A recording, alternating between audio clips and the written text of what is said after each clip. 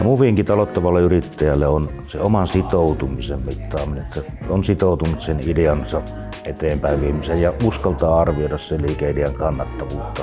Ja toisaalta niin pitää olla kriittinen ja miettiä, että mitä osaamisvajetta siinä omassa osaamisessa tai tiimiosaamisessa on ja miten sen voi hankkia.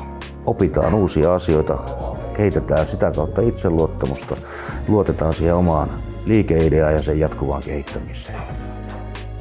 No ennen kaikkea pitää tunnistaa, mitkä on omat vahvuudet ja vahvistaa vahvuuksia, tunnistaa heikkoudet, löytää keinoja ratkaista heikkoudet, kehittää itseään ja tiimiä niiden heikkousten voittamiseksi ja vahvuuksien vahvistamiseksi.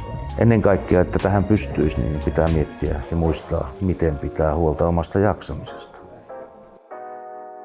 No mä pystyn parhaiten auttamaan tuotteiden tai palvelujen konseptoinnissa ja liikeidean strategisessa kehittämisessä.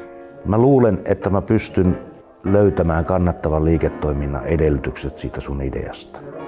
Voin auttaa löytämään ne pienet askeleet, millä päästään tavoitteisiin. Askel kerrallaan. Ja tässä kaikessa mua auttaa mun kotimaiset ja ulkomaalaiset verkostot.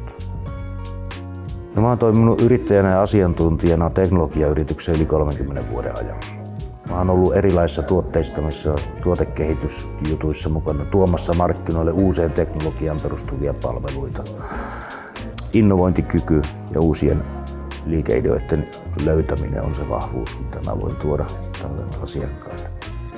No esimerkiksi mä oon ollut semmoisessa yrityksessä mukana, joka otti jo 90-luvun alussa niin satelliittipaikannusjärjestelmät ammattikäyttöön Suomessa ensimmäisenä Euroopassa ja lähestulkoon ensimmäisten joukossa koko maailmassa. Eli usko uuteen teknologiaan ja uusiin liiketoimintamahdollisuuksiin, siinä mä oon vahva. Tänä päivänä yrityksen perustaminen on helpompaa kuin aiemmin. Yrittäjyysilmapiiri on myönteisempi kuin aikaisempina vuosikymmeninä. Toisaalta lainsäädäntö antaa mahdollisuuden tänä päivänä myös kokeilla yrittäjyyttä.